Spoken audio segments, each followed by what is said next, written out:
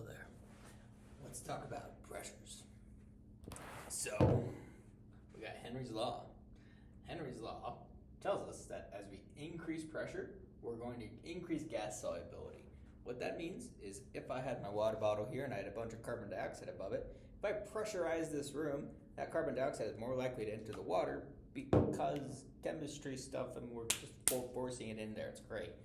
Awesome. Dalton's Law. So this is a fancy equation I wrote out that I remembered from chemistry, but if I had to put this in words, I would say that the total pressure is equal to the percentage of that gas in the atmosphere times the total pressure plus the percentage of another gas in the atmosphere plus times the total pressure, add those together, and you can do that for every gas that's in the system. So, perfect example I have drawn out over here. Let's say we have 760 millimeters of mercury in their atmosphere like we do. Well, not here, but at sea level.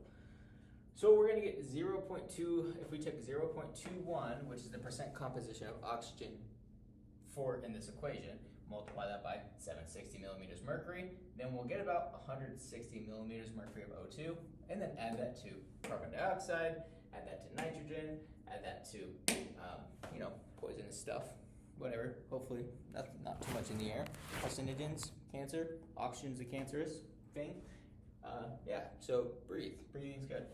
Anyways, and you can see, well, I'll come back to this part here in a second. I want to talk about the alveolar gas equation.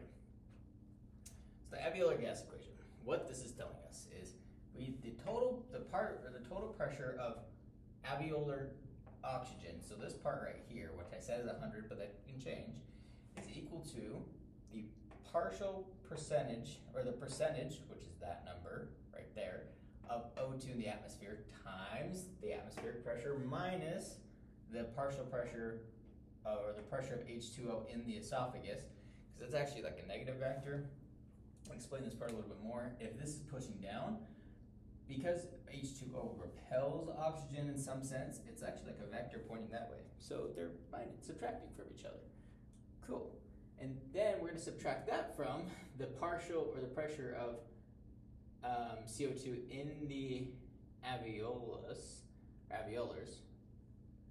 And then we're going to divide that by a factor we call R, but R is really CO2 over O2, which is a measure of metabolism. Okay, why is this useful? Well, let's say I got carbon monoxide poisoning. Crap, shouldn't have done that. Bad idea. What are they going to do? Because all my red blood cells, they have carbon monoxide on them.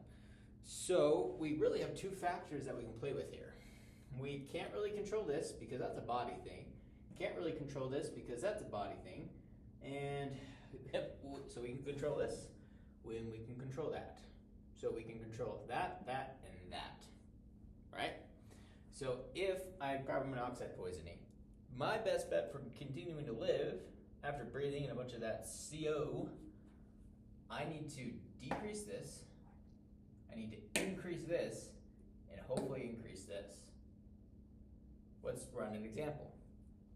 Let's say this is normally 21%, but they're gonna put me in a barometric chamber that they can get this up to 60%. Then they can get this down to, or they can get this up to, I don't know, instead of 760, let's say it's 800. I don't know what would kill me. This is still gonna be about 50. Again, can't control that. It's gonna be the same no matter what. This over here, I'm gonna erase that for a sec, but just remember it's there. We could probably decrease this because that's decreasing alveolar concentration. I don't know what it is normally, but it's something like 40, so let's get that down to 20, and this is still gonna be 0.85. That's about the normal numbers. So if we did this, let's do 800 minus 50 minus 20 divided by 0.5 times 60. Oh, oops, times 0.60. This is supposed to be a percentage.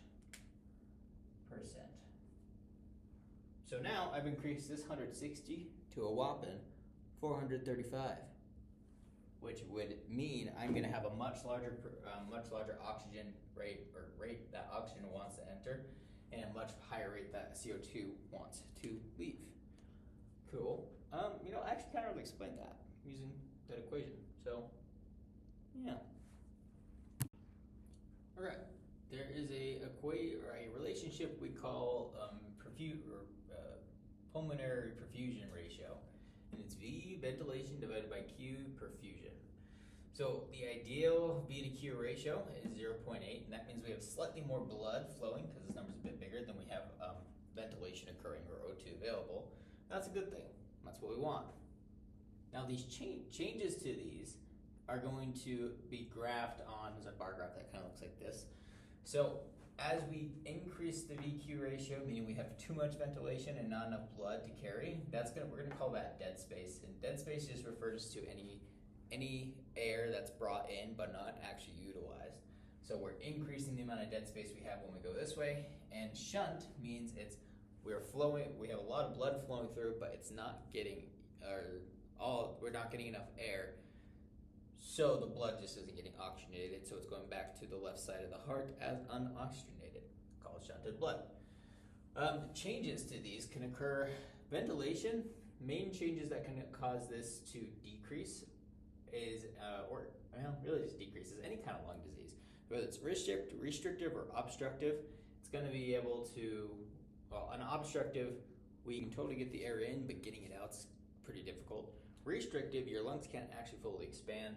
So either way, we're decreasing the amount of air that's able to move in and out of the lungs, whether it's the rate or actual volume that we're decreasing.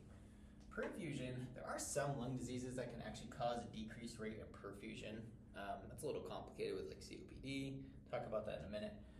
If we just have a general decrease in cardiac output, that's going to decrease our perfusion, or the amount of blood flowing through the heart that can pick up oxygen. Or if we decrease specifically the pulmonary flow. So if there was like a blockage right before the lungs, we had a ton of blockages, so blood couldn't sufficiently flow right next to that visceral membrane, it's going to significantly decrease the blood flow, and we're going to move towards the shunted area.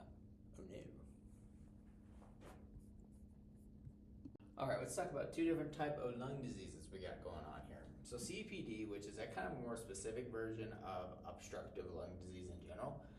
This results in high compliance, which means the equation for compliance is a change in volume over the change in pressure. If I were to just throw some numbers in there, we can see a high compliance would result in, for the same unit of pressure, we're getting a greater change in volume. So it's like our lung is complying more to the same amount of pressure. Makes sense, compliance. This can lead to something called emphysema, but I'm actually going to circle back to this in a second about how this all works. The other type of disease is restrictive lung disease. It's restrictive, wow, shocking. It actually has the opposite of compliance, which is high elastance. Compliance is delta V over delta P. This is delta P over delta V. So it's a change in pressure over a change in volume. If we have high elastance, that means for the same units of pressure, for more units of pressure, we're getting the same volume change. So this would result in like a stiff lung, which we actually have here.